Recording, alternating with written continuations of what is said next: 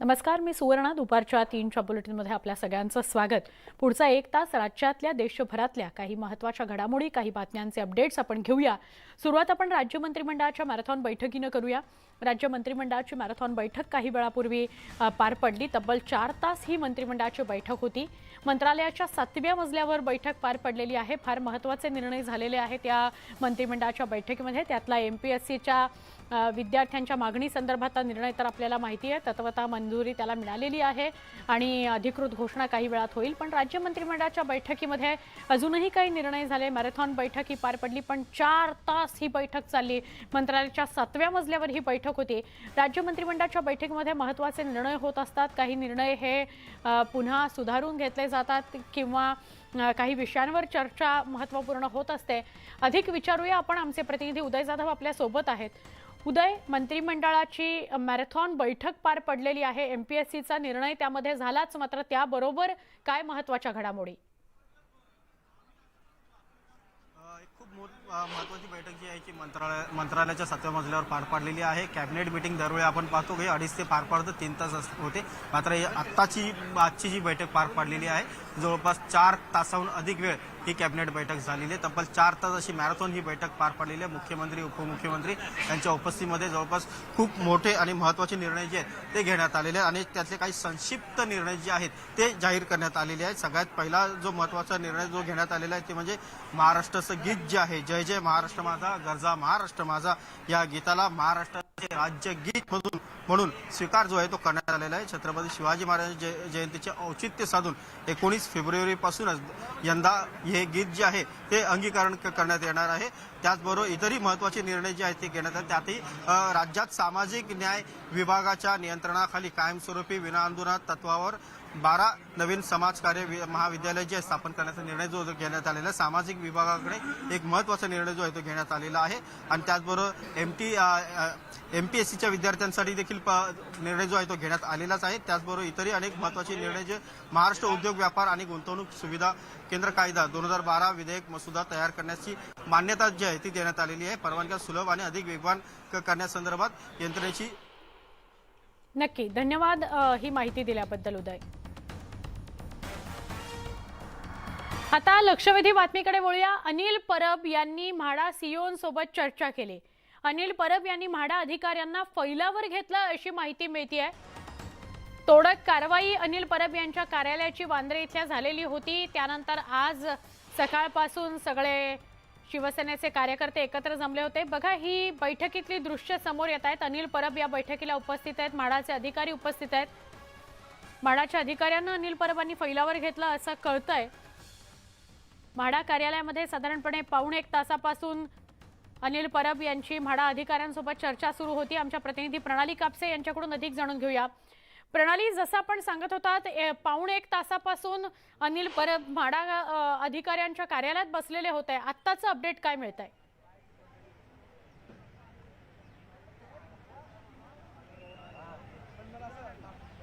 ही बैठक अजूनही सुरूच आहे असं दिसतं आहे. कारण 5 मिनिटापूर्वी आपण साधारणतः बघितलं तर त्यांच्या बैठकीमध्ये नेमकी काय चर्चा झाली ही बाहेर आलेली आहे.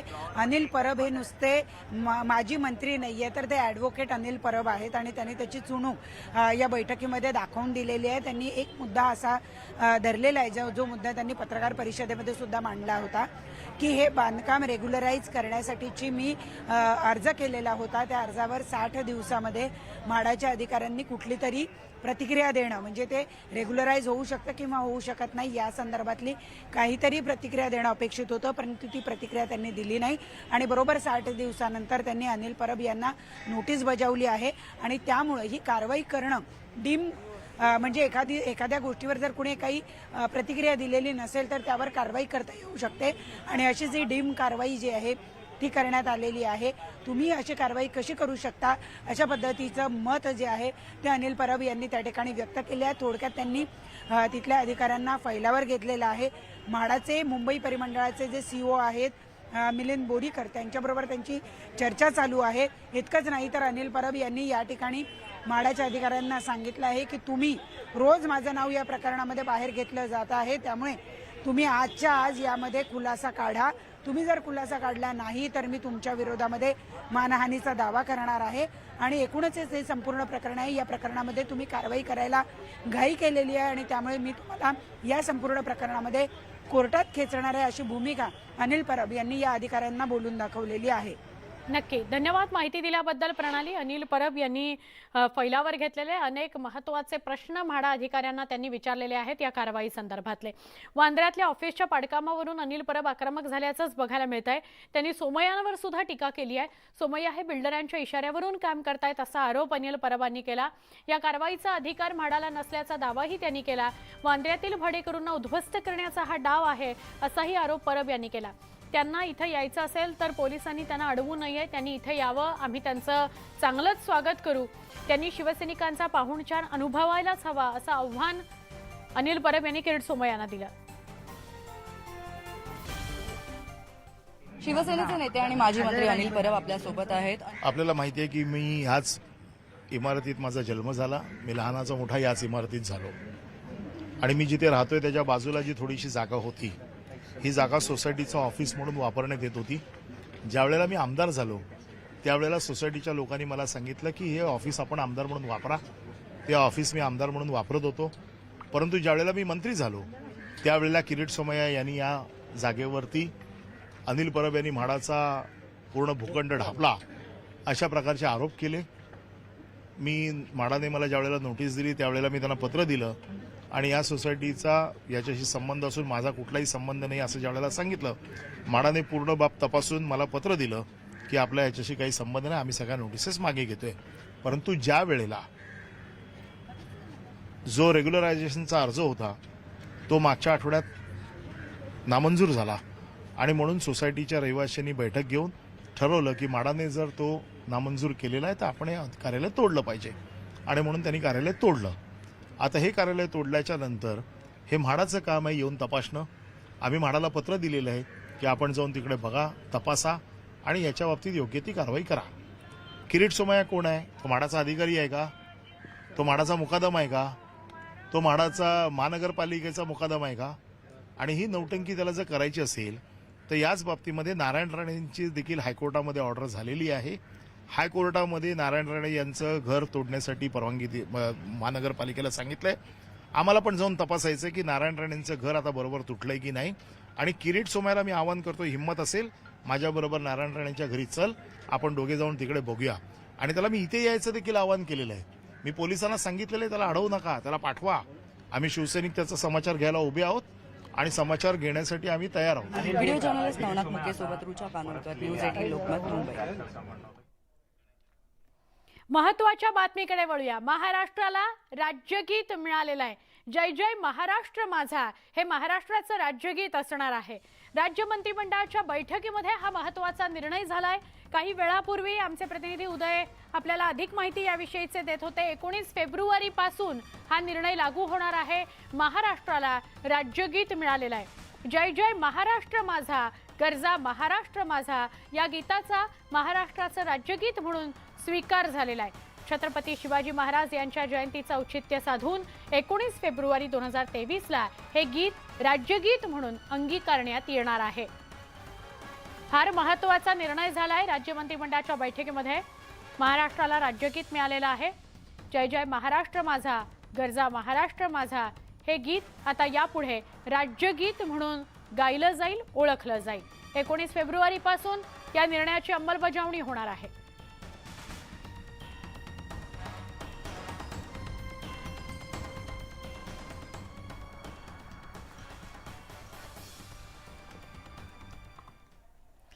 मराठी माणसाच्या आडून परब स्वार्थी राजकारण करतायत.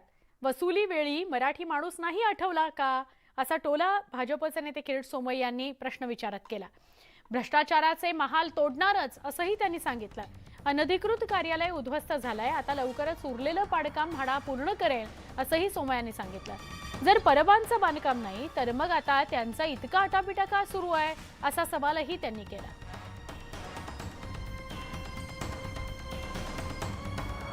100 कोटीची वादे करून वसुली करताना त्यांना मराठी माणूस नाही आठवला. वसुलीसाठी निर्दोष नागरिकांची हत्या करताना नाही आठवला. आता अनिल परब तर रिसोर्ट तुटला, कार्यालय अर्धा रिसोर्ट तुटला, कार्यालय तुटलं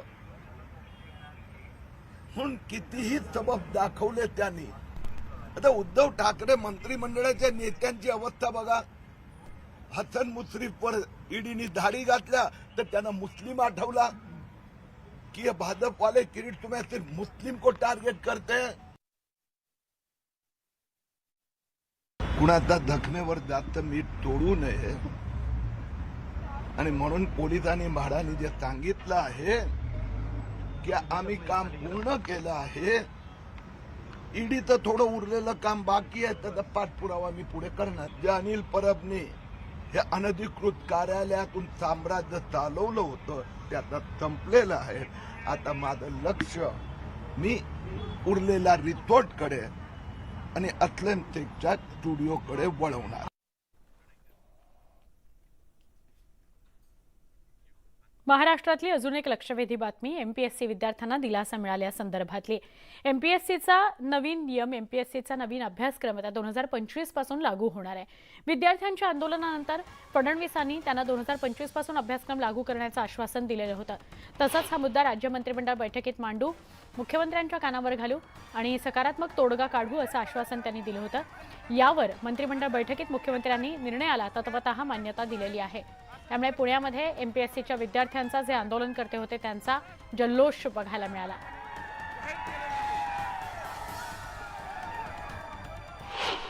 आनंददायक निर्णय आहे. खूप दिवसापासून विद्यार्थ्यांच्या बऱ्याच महिन्यापासून ही मागणी होती की 2025 पासून हा पॅटर्न लागू करावा. कारण काय होत होतं, आधी ऑब्जेक्टिव्ह एक्झामची तयारी करणारे मुलं त्यांच्यावर एक प्रकारे हा अन्याय होत होता. सर्व विद्यार्थी अत्यंत खुश आहोत कारण की ही मागणी खूप आमच्या जीवाची आणि खूप मनाची होती. कारण हा आयोगाने निर्णय अचानक आणि एकाएकी घेतला होता. त्यामुळे डिस्क्रिप्टिव्ह 6 महिन्यामध्ये तयारी करणं शक्य नव्हतं. त्यासाठी 2 वर्षाचा वेळ हवा होता. तो साहेबांच्या आणि सर्व मुलांच्या विद्यार्थ्यांमुळे झालाय.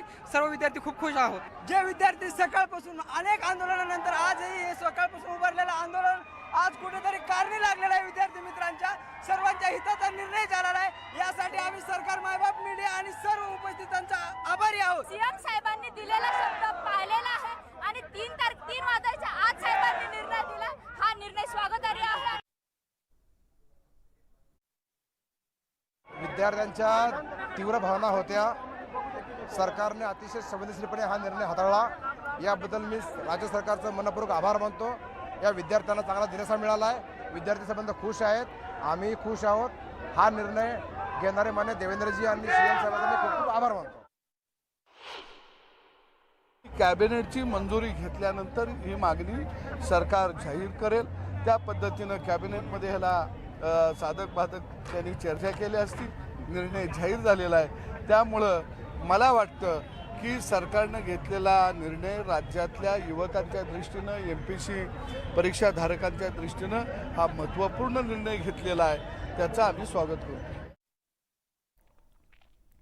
एमपीएससीच्या विद्यार्थ्यांचं सकाळपासून आंदोलन सुरू होतं. त्यानंतर गोपीचंद पडळकर, अभिमन्यू पवार, सदाभाऊ खोत तिथे पोहोचले, आंदोलनामध्ये सहभागी झाले. गोपीचंद पडळकर, अभिमन्यू पवार यांनी उपमुख्यमंत्री देवेंद्र फडणवीसांना फोन लावला. या विद्यार्थ्यांची मागणी काय आहे ती त्यांना सांगितली. का ते अशी मागणी करतायत तेही त्यांना सांगितलं. उपमुख्यमंत्री फोनवरून असं म्हणाले की मी मुख्यमंत्र्यांच्या ह्या सगळ्या गोष्टी कानावर घालतो आणि त्यानंतर मुख्यमंत्री काय तो निर्णय घेतील. त्याप्रमाणे मुख्यमंत्र्यांनी राज्य मंत्रिमंडळाच्या बैठकीमध्ये तत्वतः मान्यता दिलेली आहे. एमपीएससीचा अभ्यासक्रम हा लगेचच 5 महिन्यात लागू होणार नाही, तर तो 2025 पासून लागू होणार आहे. नवा अभ्यासक्रम 2025 पासून लागू करावा अशी मागणी एमपीएससीचे विद्यार्थी गेल्या काही दिवसांपासून सातत्याने करत होते. त्यांच्या आंदोलनाला यश आलेलं आहे. या सगळ्याचं श्रेय फक्त आणि फक्त एमपीएससीच्या विद्यार्थ्यांचं, आंदोलनकर्त्यांचं आहे अशी प्रतिक्रिया सदाभाऊ खोत, अभिमन्यू पवार, गोपीचंद पडळकर या सगळ्यांनीच दिलेली आहे. राज्य मंत्रिमंडळाची बैठक 4 तास चालली. या बैठकीमध्ये या एमपीएससीच्या विद्यार्थ्यांच्या मागणी संदर्भात विचार झाला. शिंदे फडणवीस सरकारच्या निर्णयाचं भाजप आमदार गोपीचंद पडळकरांनी स्वागत केलं. विद्यार्थी एकजुटीचा हा विजय आहे असं पडळकर म्हणाले.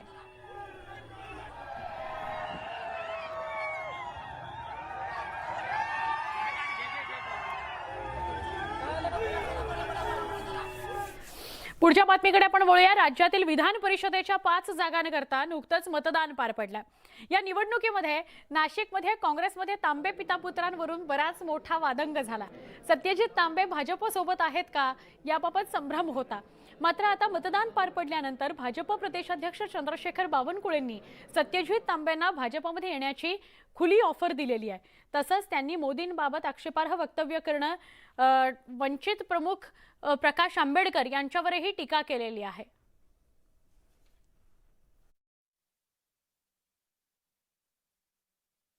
आम्ही किती प्रस्ताव दिला किंवा कोणी काहीच म्हटलं तरी जोपर्यंत संपूर्ण मानसिकता ठेवून कोणी पक्षात येत नाही तोपर्यंत त्यांना आम्ही काही पक्षात असं त्यांनी निर्णय घ्यायचा. सत्यजित तांबेनी सत्यजित तांबे जर आले तर काय आम्ही ते कधी तयार आहोत. पक्षामध्ये अनेक लोक आलेत. सत्यजित तांबे आले का अजून कोणी आले का? ज्यांना पक्षात यायचं तर त्यांना पक्षात येण्याकरता अडचण नाही आहे. त्यांनी आलं तर आम्ही स्वागतच करू. 4 जागा तर आम्ही त्या ठिकाणी अधिकृतपणेच लढलेल्या होत्या एकनाथ शिंदे देवेंद्रजींच्या समन्वयाने. नागपूरच्या जागेमध्ये आम्ही समर्थन दिलं होतं आणि सत्यजित तांबेला तर त्या ठिकाणी लोकल लेवलला स्थानिक लेवलला समर्थन मिळालं होतं भाजपचं. मी आधीच सांगितलं होतं की सत्यजित तांबे यांना स्थानिक लेवलला निर्णय करतील. तिथे निर्णय झाला होता की सत्यजित तांबेंना स्थानिक लेवलला भाजपच्या कार्यकर्त्यांनी मदत केली आहे आणि त्यामुळं मला वाटतं की निकाल हे चांगले येतील. प्रकाश आंबेडकर मोदीजी आणि अमित भाईवर बोलले आहे. खरं तर हे मानसिक दिवाळखोरीचं लक्षण आहे.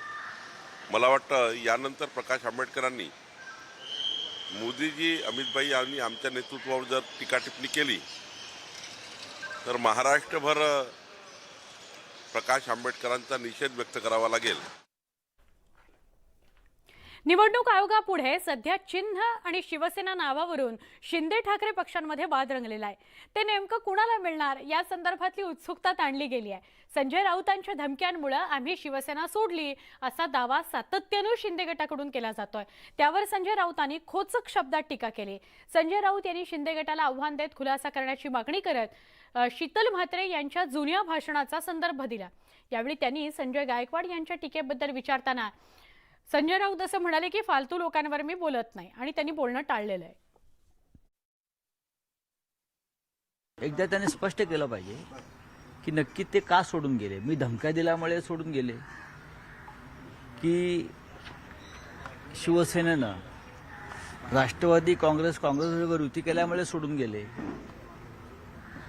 की हिंदुत्वाच्या संदर्भात त्यांच्या भूमिका वेगळ्या होत्या म्हणून ते सोडून गेले. हे ते एकदा त्याने स्पष्ट केलं पाहिजे. ते प्रत्येक वेळेला भूमिका बदलतात की खोके मिळाल्यामुळे सोडून गेले. हा धमकीचा विषय आता आलाय आणि ते भाषण काळजीपूर्वक पहा तुम्ही, म्हणजे कळेल त्यांना मी काय बोललो आहे ते. आणि दंडुकाने यांना बडवा आल्यावर यांचं पार्श्वभाग सुजवून काढा असं त्यांच्या प्रवक्ता शीतल म्हात्रे यांनी शिवसेनेच्या व्यासपीठावरून तेव्हा केलेलं भाष्य आहे.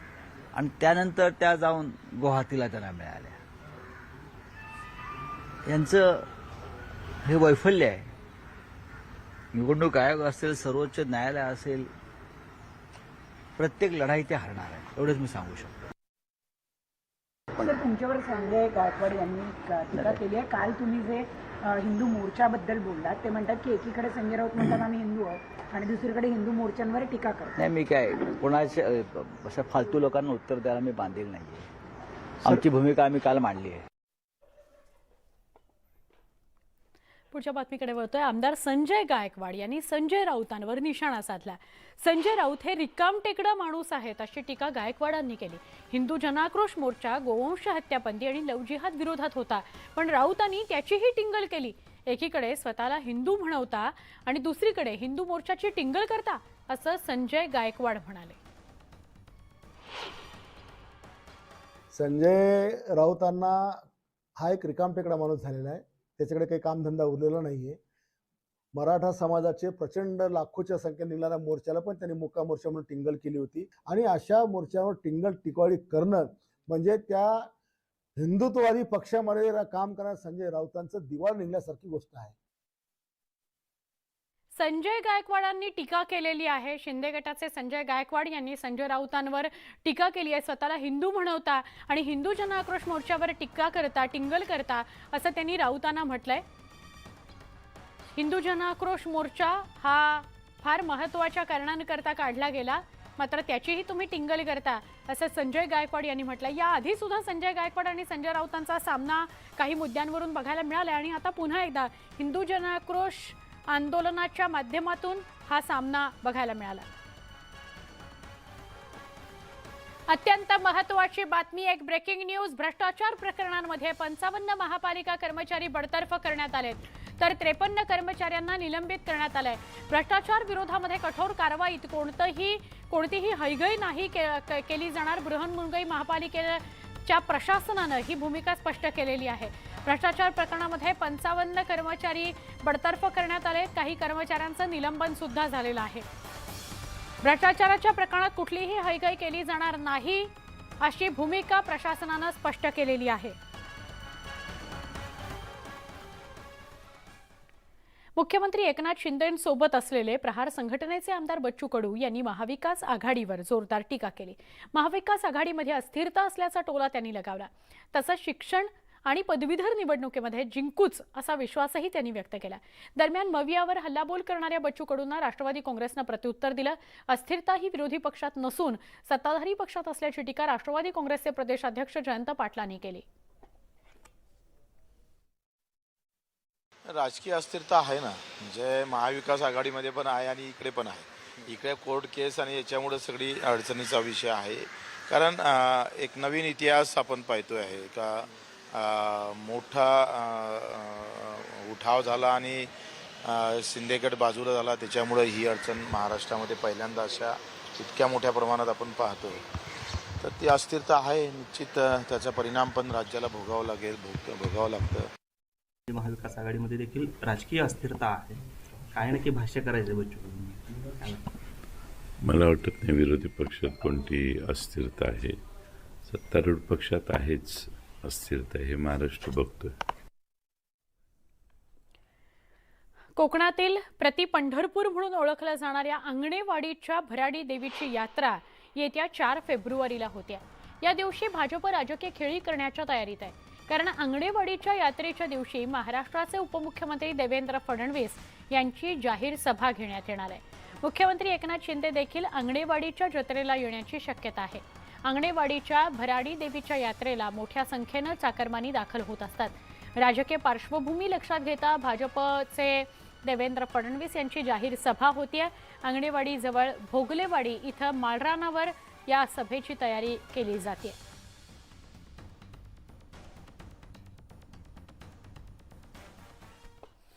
बजेट विषयी आता बोलूया. संसदेच्या अर्थसंकल्पीय अधिवेशनाला आजपासून सुरुवात होते आहे.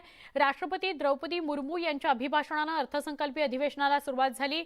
केंद्रीय अर्थमंत्री निर्मला सीतारामन या आज देशाचा आर्थिक पाहणी अहवाल सभागृहाच्या पटलावर ठेवणार आहेत. उद्या 1 फेब्रुवारीला निर्मला सीतारामन या 2023-24 सालचा सर्वसाधारण अर्थसंकल्प सादर करतील. मोदी सरकारच्या दुसऱ्या कार्यकाळातील हा 5वा आणि शेवटचा पूर्ण अर्थसंकल्प असणार आहे. यंदा कोणतेही नवीन कर नाहीत असं अर्थमंत्र्यांनी संकेत दिलेत. केंद्रीय सरकारी कर्मचाऱ्यांकरता 8वा वेतन आयोग लागू होण्याची शक्यता नाकारता येत नाही, तशी घोषणाही होऊ शकते. आज के वैश्विक परिस्थिति में भारत के बजट के तरफ न सिर्फ भारत का लेकिन पूरे विश्व का ध्यान है. डावाडोल विश्व की आर्थिक परिस्थिति में भारत का बजट भारत के सामान्य मानवी की आशा आकांक्षाओं को तो पूरा करने का प्रयास करेगा ही,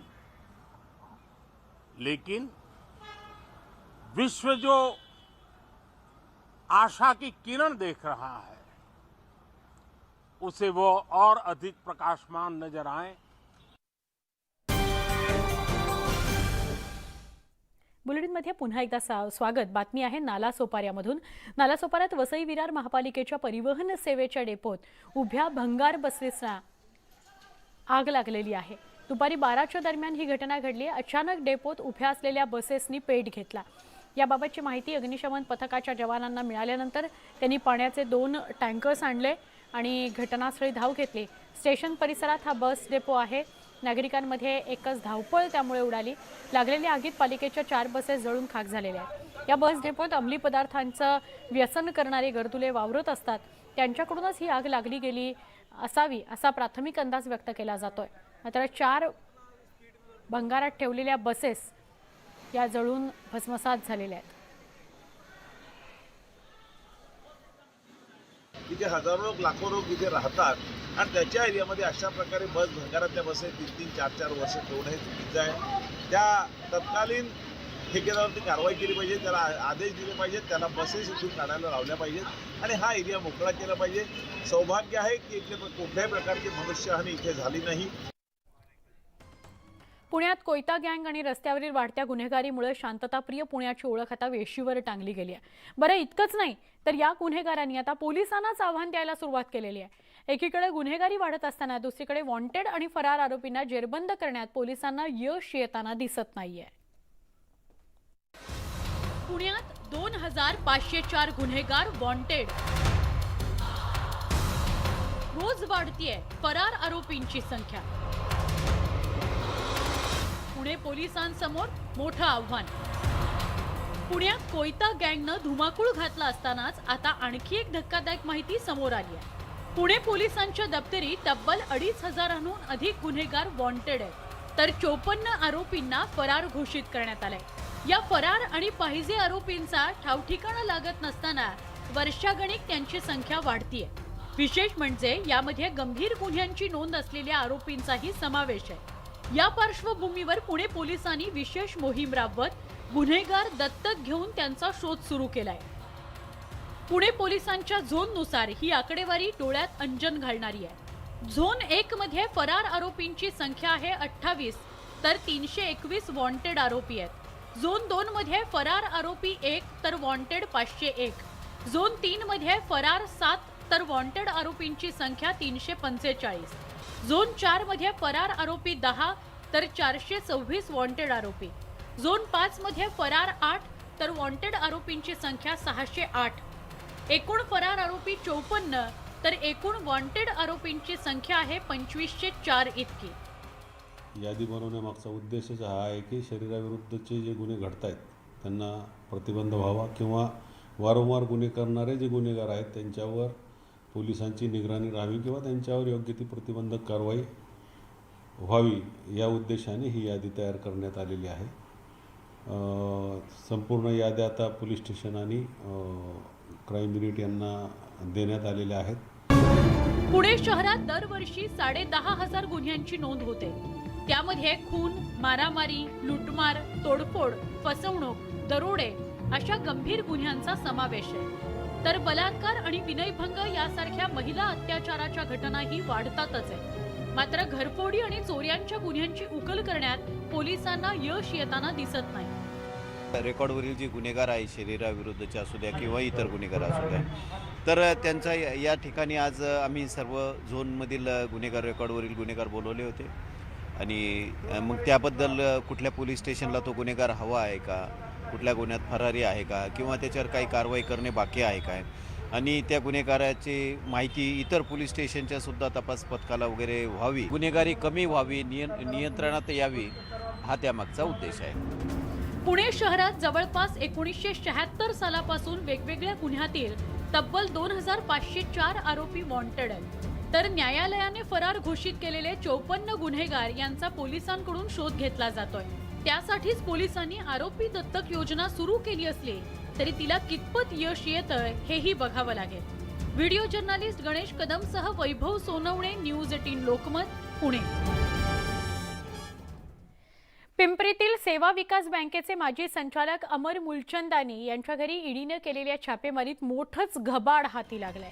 सुमारे 2 कोटी रुपयांचे हिरे आणि सोन्याच्या दागिन्यांबरोबरच लाखो रुपयांची रोख रक्कम ईडीच्या हाती लागलेली आहे. त्याचबरोबर 4 आलिशान कार जप्त करण्यात आल्यात ईडीकडून. मुलचंदानी यांनी तपासात असहकार्य तसंच पुरावे नष्ट केल्याप्रकरणी त्यांना पिंपरी पोलिसांनी अटक केली आहे. दरम्यान मुलचंदानीसह कुटुंबातील 6 जणांविरोधात गुन्हे दाखल करण्यात आलेत.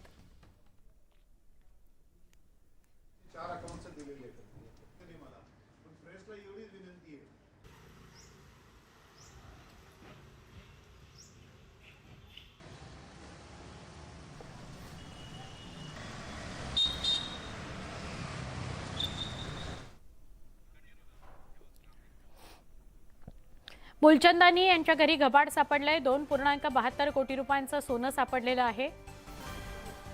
मोठ्या प्रमाणात हिरे आणि सोन्याचे दागिने ईडीनं जप्त केलेले आहेत. सुमारे 41 लाख रुपयांची रोख रक्कम सापडलेली आहे. 4 आलिशान गाड्या सुद्धा जप्त करण्यात आल्यात. अमर मुलचंदानी यांची अनेक डिजिटल उपकरणं ईडीनं ताब्यात घेतलेली आहेत. 3 कोटींहून अधिकची संपत्ती त्यांची जप्त करण्यात आली आहे. सेवा विकास बँक घोटाळ्याचे मुलचंदानी यांच्या घरी घबाड सापडले. बातमी आहे पुरोगामी महाराष्ट्राला काळीमा फासणारे. विधवा महिलेचं तोंड काळं करून आणि चपलांचा हार तिला घालून गावातून तिची धिंड काढल्याची धक्कादायक घटना घडली आहे. नाशिक जवळच्या पिंपळगाव बसवंत इथल्या शिवडे गावात हा प्रकार घडलाय. विधवा महिला तिच्या पतीच्या दशक्रिया विधीसाठी गेली असता सासरच्यांकडून त्या महिलेचा छळ करण्यात आला. आधी तिला जबर मारहाण करण्यात आली आणि त्यानंतर त्या विधवेची धिंड काढण्यात आली. पीडित महिला माहेरी गेली असता तिच्या पतीने गळफास लावून घेतला. या घटनेनंतर पीडित महिलेने पतीच्या मृत्यूवर शंका उपस्थित केली आणि याचाच राग मनात धरून सासरच्यांनी विधवेची धिंड काढली.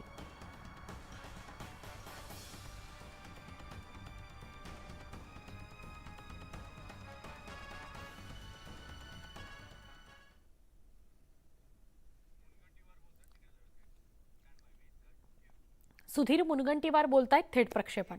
महाराष्ट्र दिनाच्या निमित्ताने होणाऱ्या कार्यक्रमात राष्ट्रगीतानंतर राज्यगीत हे सुद्धा तिथं सन्मानपूर्वक म्हटलं जाईल.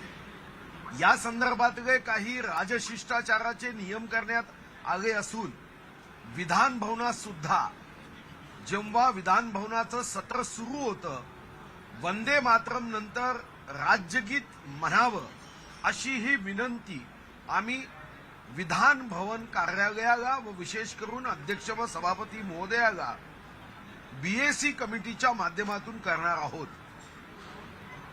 राज्यामध्ये होणारे विविध कार्यक्रमात व विशेष करून माननीय मुख्यमंत्री महोदयांच्या विविध कार्यक्रमात राज्यगीत म्हटलं जावं, आदरपूर्वक म्हटलं जावं या दृष्टीने आज मंत्रिमंडळाच्या बैठकीमध्ये मान्यता देण्यात आली आहे. यासोबत तेंदूपत्त्यांच्या संदर्भात एक मोठा निर्णय करण्यात आला.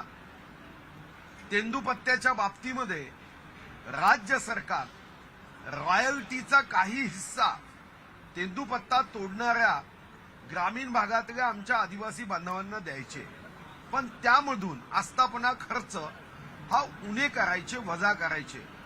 साधारणतः 25% रक्कमच रॉयल्टीची ही आदिवासी बांधवांना मिळायची, आदिवासी मजुरांना मिळायची.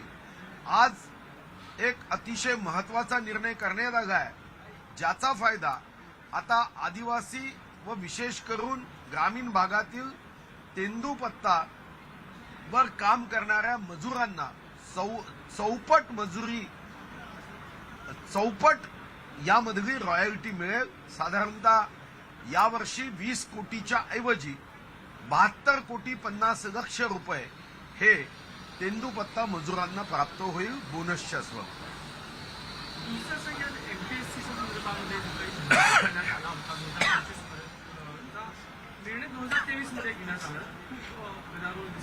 या संदर्भामध्ये मंत्रिमंडळाच्या बैठकीत एमपीएससी ही ऑटोनॉमस बॉडी आहे, स्वायत्त संस्था आहे. तिच्या स्वायत्ततेचा विचार करून माननीय मुख्यमंत्री उपमुख्यमंत्र्यांनी चर्चा करत एमपीएससीला विद्यार्थ्यांचा या संदर्भातला असंतोष लक्षात घेऊन विद्यार्थ्यांनी केलेल्या मागणीनुसार एमपीएससीच्या परीक्षा पद्धतीच्या बदलामध्ये हा बदल विद्यार्थ्यांच्या इच्छेनुरूप 2025 पासून लागू करावा अशी एमपीएससीला सरकारच्या वतीने सूचना व विनंती केल्या जाणार आहे. पण लोकसभा आयोगाच्या महत्वाची बातमी आहे आसाराम बापूंसंदर्भातली. आसाराम बापूंना जन्मठेप देण्यात आलेली आहे. या घडीची महत्वाची बातमी, आसाराम बापूंना जन्मठेपेची शिक्षा सुनावण्यात आलेली आहे. आसाराम बापूंसंदर्भातली एक मोठी बातमी समोर येते. जन्मठेप त्यांना सुनावण्यात आलेली आहे. अत्यंत महत्वाचा हा निर्णय आहे.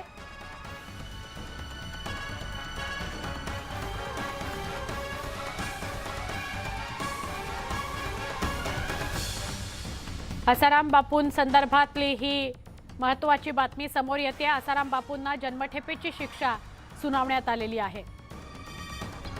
त्यांच्या आसाराम बापूच्या आश्रमात झालेल्या गैरव्यवहार प्रकरणी त्यांच्यावर ठपका ठेवण्यात आलेला होता. त्याच्यावर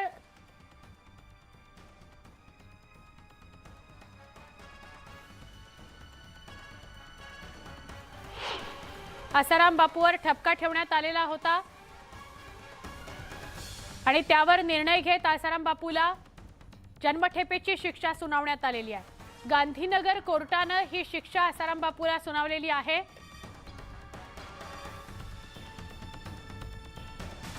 अत्यंत महत्वाची बातमी या घडीची. आसाराम बापूला जन्मठेपेची शिक्षा सुनावण्यात आलेली आहे. 2014 साली केलेल्या बलात्कार प्रकरणात ही शिक्षा सुनावण्यात आलेली आहे. गांधीनगर कोर्टानं ही महत्त्वपूर्ण हा निर्णय घेतलेला आहे आणि आसाराम बापूला जन्मठेपेची शिक्षा सुनावण्यात आलेली आहे.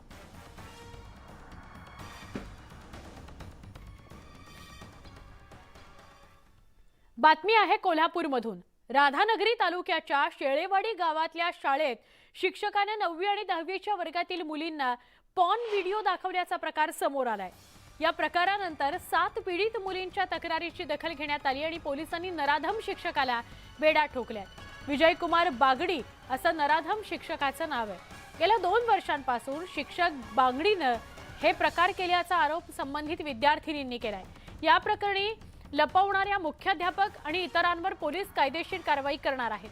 दरम्यान मुलींशी लैंगिक गैरवर्तन करणाऱ्या शिक्षकाला तात्काळ बडतर्फ करा अशी मागणी शिवसेना उद्धव बाळासाहेब ठाकरे पक्षाकडून करण्यात आलेली आहे.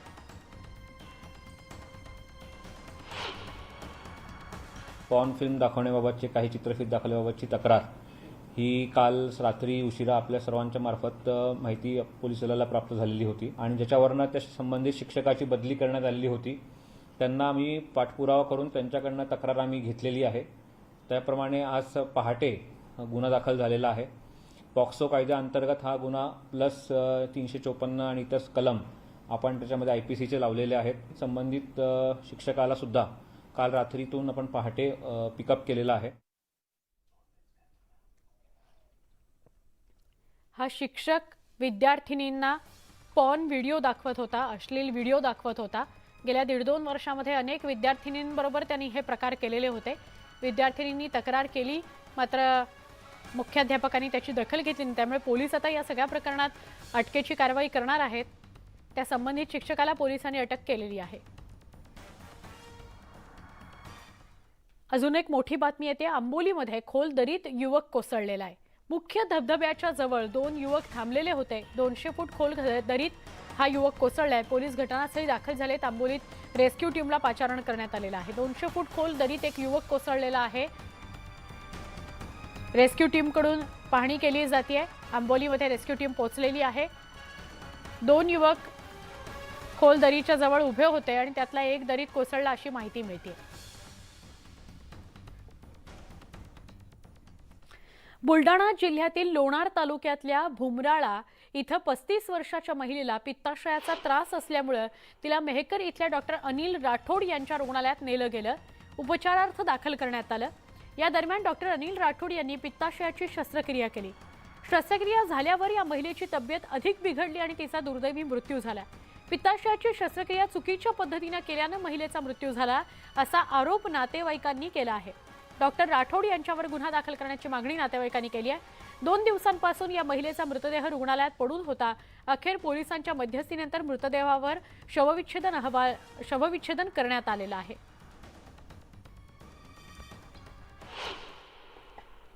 ऑपरेशन करताना ती दगावली आणि त्यानं ऑपरेशन करताना चुकीचं ऑपरेशन केलं आहे. त्याने मार्गदर्शन चुकीचं केलंय. त्याच्यामुळे आम्हाला न्याय पाहिजेत आणि न्याय भेटावा अशी आमची तक्रार आहे.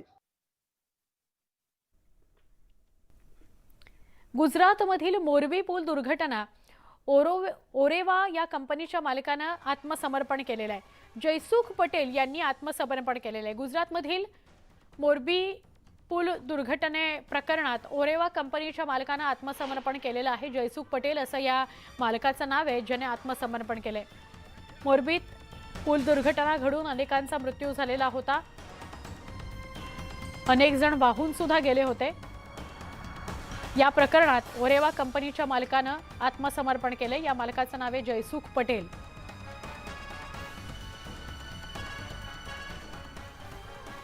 एक छोटासा ब्रेक पहा फक्त न्यूज 18 लोकमत.